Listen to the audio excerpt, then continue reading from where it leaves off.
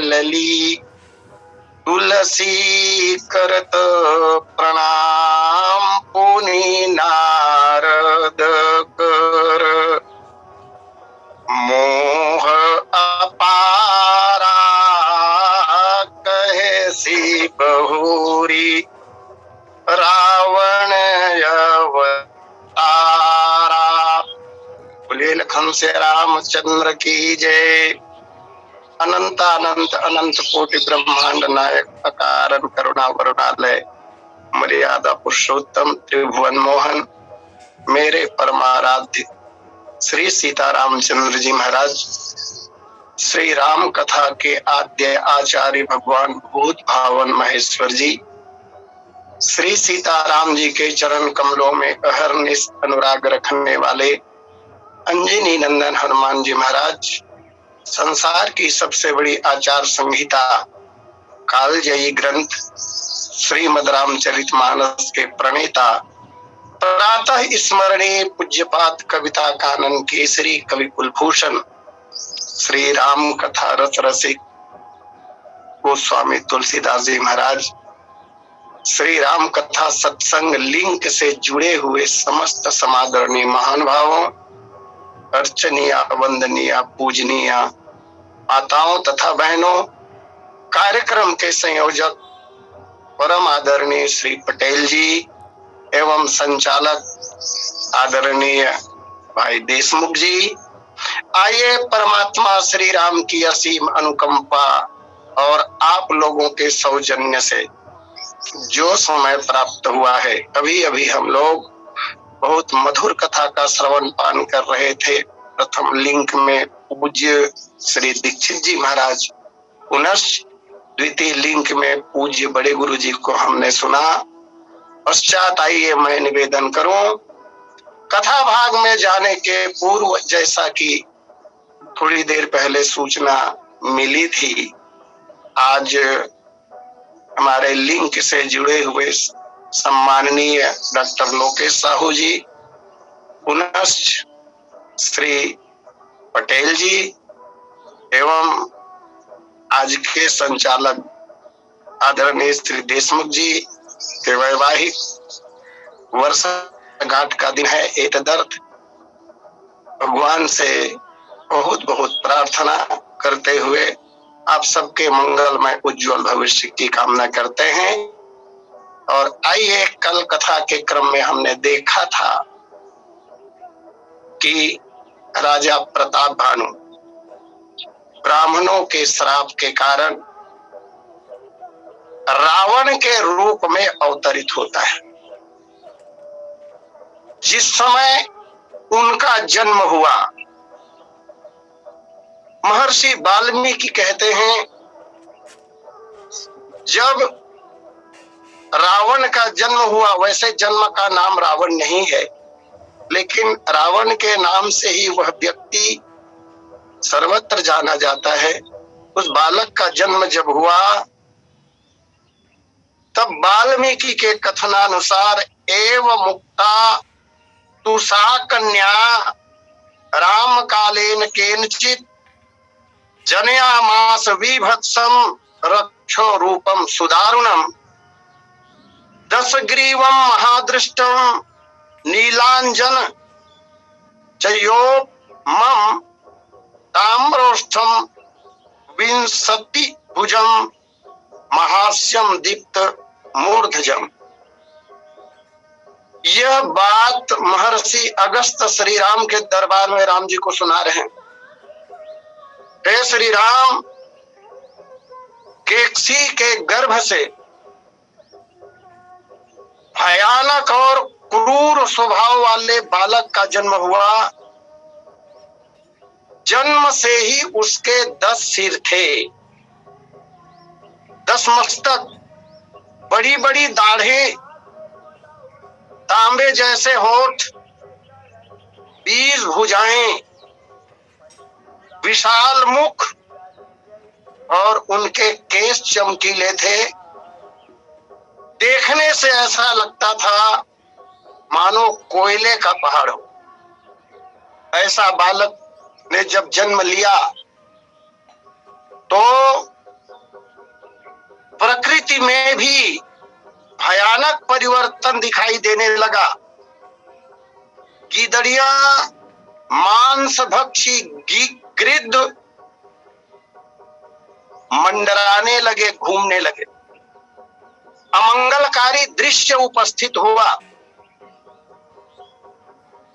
केवल मृत्यु लोक में ही नहीं, इसका असर देवलोक में भी दिखाई दे रहा है। महर्षि वाल्मीकि ने कहा, देवराज इंद्र रुधिर बरसाने लगे, मेघ भयंकर स्वर में गरजने लगे, सूर्य की प्रभा फीकी पड़ गई, पृथ्वी पर उल्कापात होने लगे, धरती कांप उठी, भयंकर आंधी चलने लगी और समुद्र जो शांत होता है, प्रशांत होता है, वह रावण के जन्म के समय विक्षुब्ध होता। ऐसा भयंकर क्रूर कर्म करने का संकेत जन्म के समय ही हो रहा है। उस बालक का नामकरण संस्कार उनके पूज्य पिताजी महर्षि विश्रवा ने की। और तब एक निवेदन करूं, विश्रवा ये बहुत बहुत अच्छा नाम है। विश्रवा कहते किसे हैं? विशेष श्रव, श्रव माने कीर्ति, विशेष श्रव यस्य स विश्रव, जिसकी कीर्ति अक्षुण्ण हो, जो विशेष रूप से विख्यात हो, विस्तृत हो, ऐसे व्यक्ति को विश्रवा कहते हैं। बहुत विचारवान महात्मा, विचारवान ऋषि, धर्मात्मा साधु। उसने अपने प्रथम बालक का नामकरण किया। तब महर्षि वाल्मीकि कह रहे हैं, अथ नामा करो तस्य पितामह समः पिता। विश्रवा जी के लिए कहा गया, पितामह ब्रह्मा के समान पिता ने अपने बालक का नामकरण किया। मैं निवेदन करूं, नामकरण करने के 4 आधार शास्त्रों ने कहे हैं। प्रथम आधार नामकरण का, नवजात में जो गुण छिपे हुए हैं प्रधान रूप से, वैसे तो तीनों गुण होंगे, लेकिन प्रधानता जिस गुण की होती है उस गुण को आधार मानकर उस बालक का नामकरण संस्कार किया जाता है। नामकरण की विधा में ये सबसे श्रेष्ठ उपाय है, श्रेष्ठ मार्ग है। मानस जी में देखने को मिलता है, राम लक्ष्मण भरत शत्रुघ्न चारों भाइयों का नामकरण जो हुआ है उसका आधार यही है। कदाचित नवजात शिशु में जो गुण विद्यमान है, उन गुणों की जानकारी रखने वाला अगर है कोई व्यक्ति, जैसे उन दिनों में गुरुदेव वशिष्ठ थे, तो वशिष्ठ ने नामकरण किया। यहाँ पर विश्रवा मुनि है, तत्वदर्शी ऋषि हैं, तो गुणों को आधार मानकर अपने बालक का नामकरण करेंगे। लेकिन सामान्य तौर पर ऐसा जानकार व्यक्ति अगर ना हो तो नामकरण तो जरूरी है। लोक व्यवहार के लिए नामकरण अति आवश्यक। तब दूसरा जो आधार है वो नक्षत्रों के अनुसार, जन्म किस समय हुआ,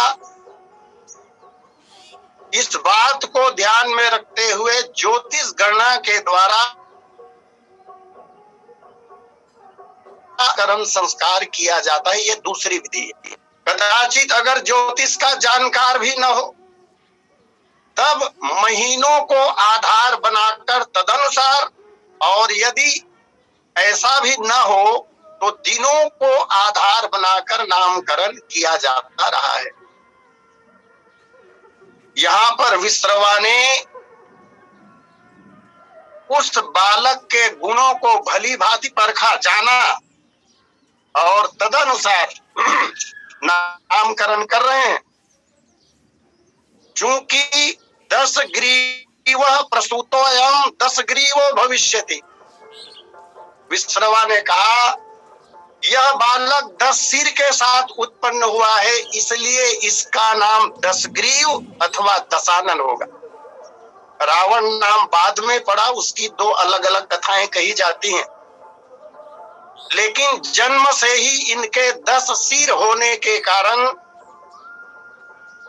विशेषता के आधार पर, गुण के आधार पर इस बालक का नाम पिताजी ने, जो ब्रह्मा के तुल्य है, 10 ग्रीव रखा।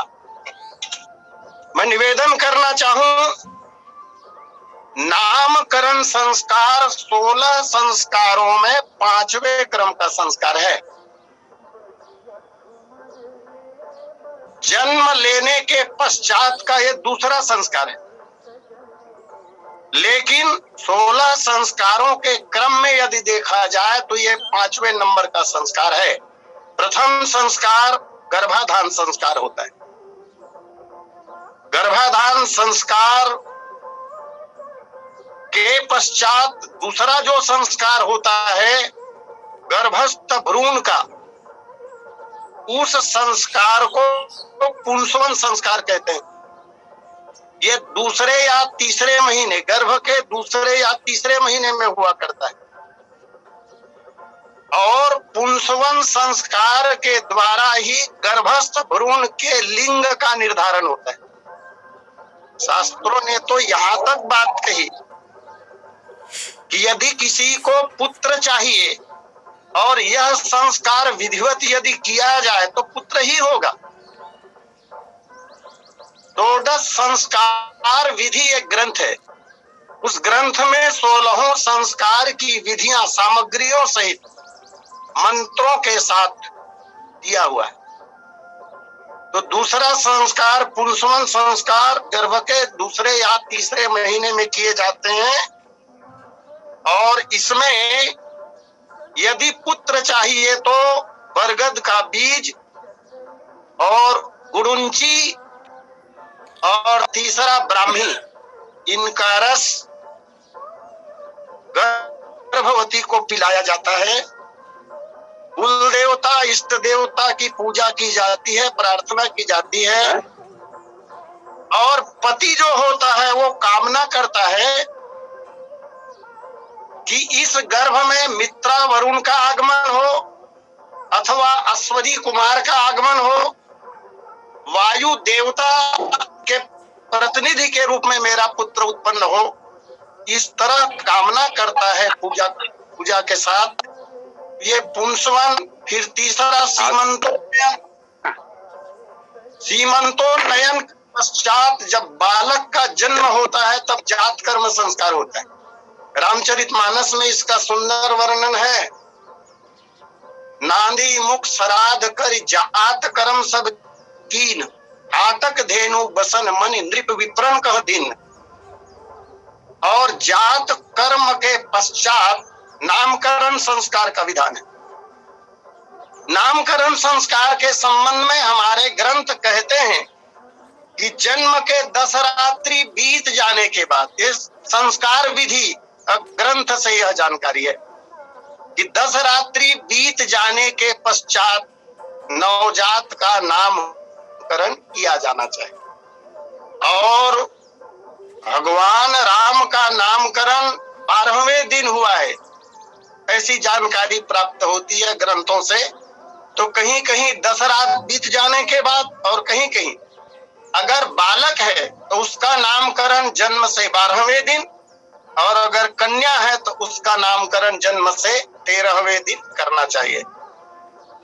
चूंकि विद्वान ऋषि हैं विश्रवा जी, इन्होंने उस बालक का नाम लक्षणों के आधार पर दशानन अथवा 10 ग्रीव रखा।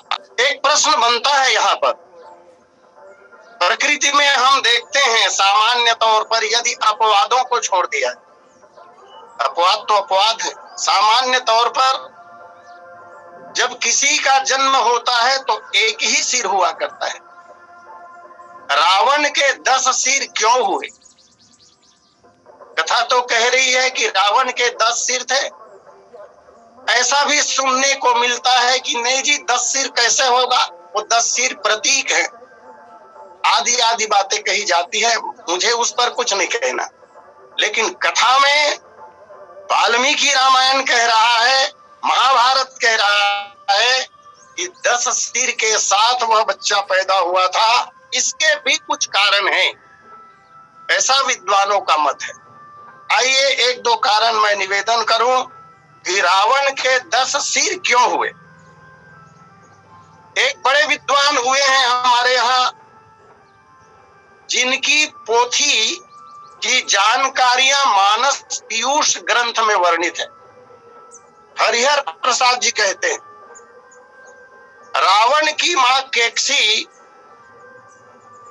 ने प्रदोष काल में, जिसकी चर्चा हो चुकी है, संध्या काल में जब पूजन कार्य में संलग्न थे विश्रवा मुनि, पुत्र की अभिलाषा को लेकर प्रस्तुत होती हैं। केकसी खड़ी हुई और पैर के अंगूठे से भूमि खोदने लगी। विश्रवा समझ गए, पूछा क्या चाहते हो, इस अभिलाषा के साथ उपस्थित हुई हो। केकसी ने कहा था कि मैं पुत्र की कामना से आई हूं। उस समय उन्होंने वरदान दिया। विश्रवा ने केकसी से कहा, तुम्हारे पुत्र तो होंगे, लेकिन प्रदोष काल में तुमने पुत्र की इच्छा की है, इसलिए क्रूर कर्म वाला पुत्र तुम्हारा होगा। ऐसा कहकर विश्रवा मुनि पुनः किसी अनुष्ठान में चले गए और लंबे समय के लिए अनुष्ठान में चले गए। अनुष्ठान बहुत लंबा चला। कथा के अनुसार अनुष्ठान में 10 महीने से जो पुत्र उत्पन्न हुआ उसके 10 सिर हुए। एक कारण ये कहा जाता है। दूसरा, कुछ विद्वानों का मत है, गुण होते हैं 3, सतोगुण, रजोगुण और तमोगुण, और इन तीनों गुणों के प्रतिनिधि त्रिदेव हैं हमारे यहाँ, भगवान ब्रह्मा, भगवान विष्णु और भगवान शंकर। इन 3 गुणों वाले तीनों देवताओं के सिरों की संख्या है 10। ब्रह्मा जी के 4, विष्णु जी के 1, 5 हो गए, और भगवान शंकर के 5, 10। यह बालक इतना प्रतिभा संपन्न था कि इनमें रजोगुण भी, सतोगुण भी, तमोगुण भी, तीनों गुण कूट कूट कर भरे हुए थे। लेकिन तमोगुण की प्रधानता है। देवताओं को देखें तो अधिक सिर वाले भगवान शंकर है ना, जो तमोगुण के देवता है, 5 सिर उनके। तो ये तीनों तरह के गुण इनमें कूट कूट कर भरे हुए थे, इसलिए तीनों देवताओं का, तीनों गुणों का प्रतिनिधित्व करने के कारण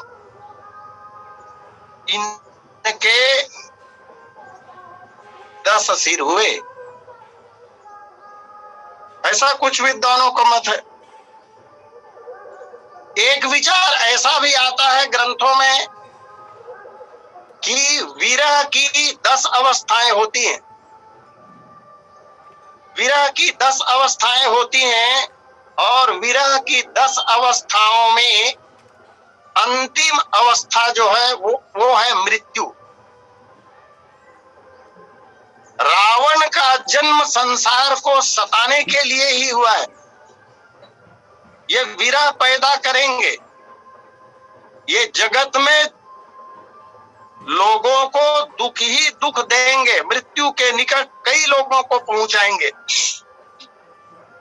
और मृत्यु विरह की 10वीं दशा है।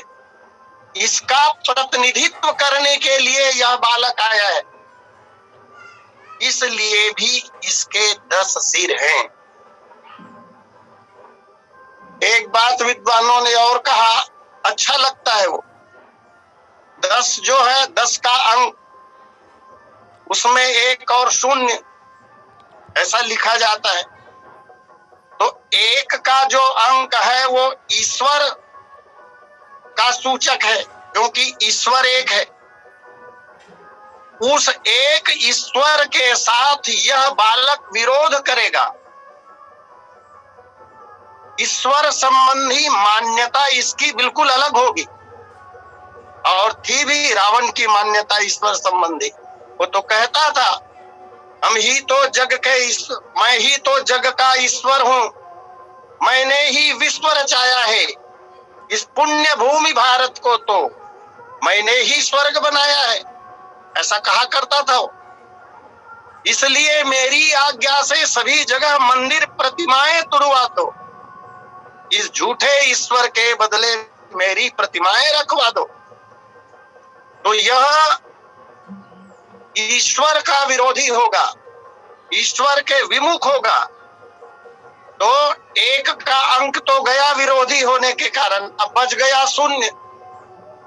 तो 10 सिर होते हुए भी एक ईश्वर से विरोध करने के कारण ये शून्य रहेगा, अर्थात जिंदा मुर्दा रहेगा ये। और ये बात सिद्ध भी होता है। रामचरितमानस में एक जगह चौपाई आती है जहां ये कहा गया संसार में 14 प्रकार के लोग जिंदा मुर्दा हैं। विनोद में मैंने एक कथा कभी बड़े विद्वान से सुनी थी। जटायु जी ने जब चोंच मारा रावण के ऊपर, रावण मूर्छित हुआ, पुनः सचेत हुआ, दोबारा वार जटायु ने नहीं किया। लोगों ने पूछा जटायु, हम गीधों का नियम यह है कि हम मुर्दे के ऊपर चोंच चलाते हैं, और तुमने जिंदा रावण के ऊपर चोंच चला दी। तो कहते हैं कि जटायु ने कहा मेरी दृष्टि में रावण तो मुर्दा ही है, कौल काम वस कृपिन विमूढ़ा, अति दरिद्र अजसी अति बूढ़ा, सदा रोग वस संतत क्रोधी, विष्णु विमुख श्रुति संत विरोधी, तनु पोषक निंदक खानी जीवत 100 सम 14 प्राणी। मेरी दृष्टि में रावण जो है वो मुर्दा ही है, इसलिए मैंने उसके ऊपर चोट चलाए। तो 10 सिर होते हुए भी शून्य के समान यह होगा, ऐसा भी विद्वानों का मत है। पुनश्च रावण मोह का मूर्तिमान स्वरूप है। 10 इंद्रियां भी इनके मुख हैं, अर्थात रावण इंद्रियों का पूरी तरह दास है।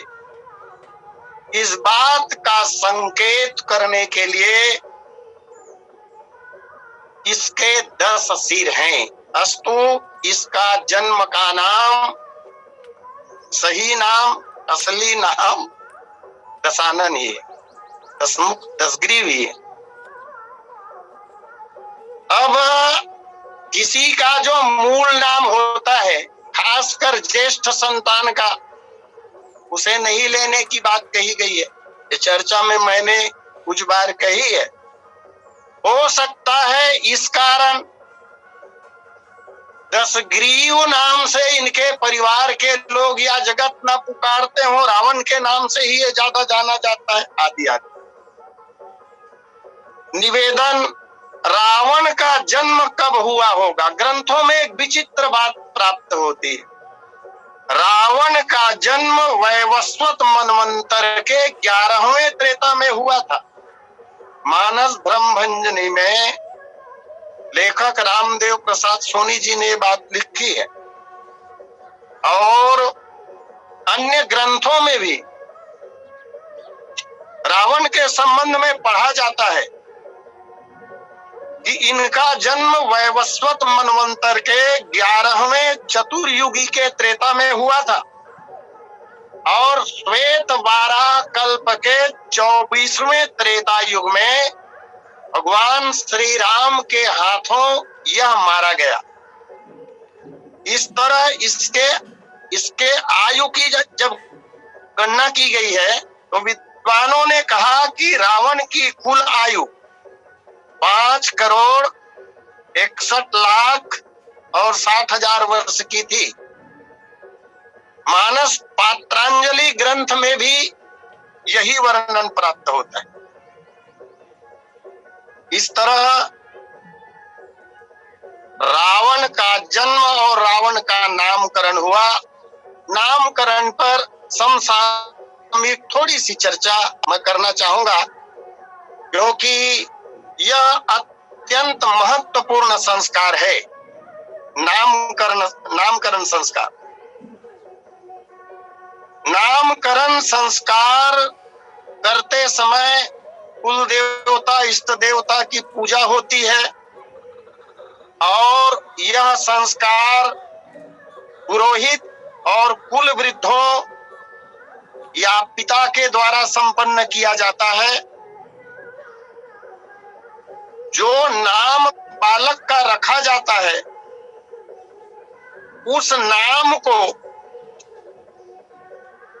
कांसे की थाल में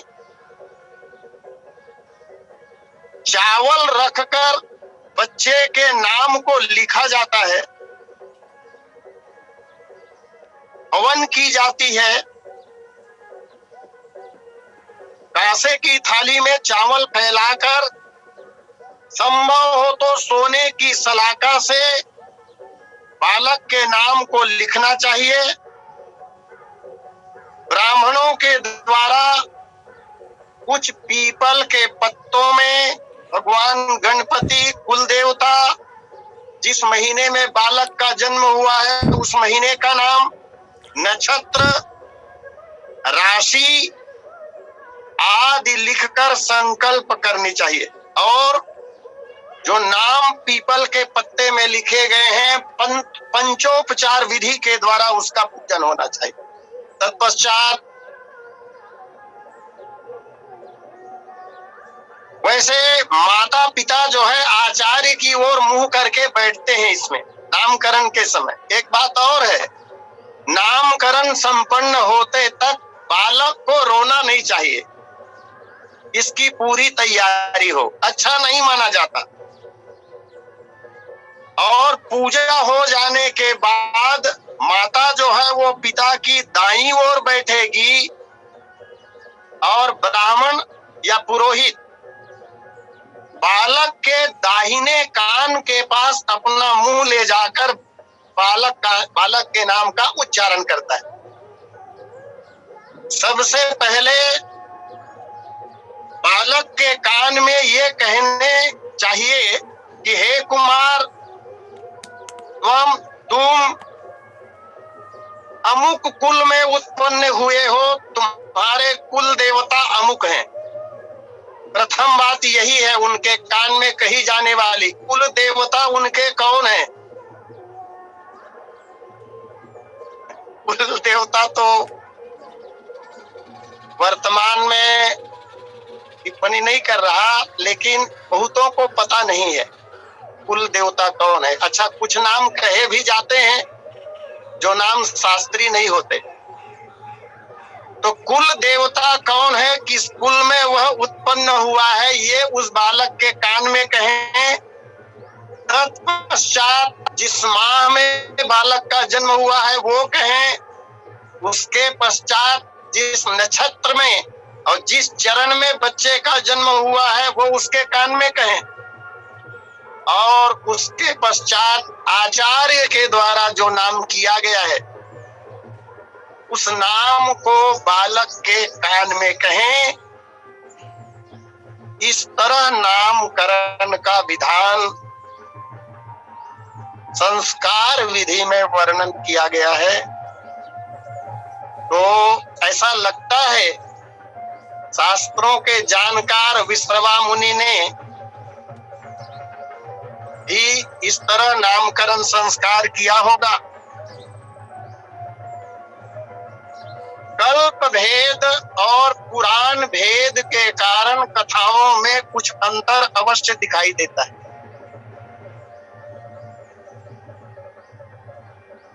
तो अलग अलग कल्पों में अलग अलग तरह से अवतार हुआ होगा। नाम में परिवर्तन कल्पों के कारण हो सकते हैं। अस्तु शंका की आवश्यकता नहीं होनी चाहिए।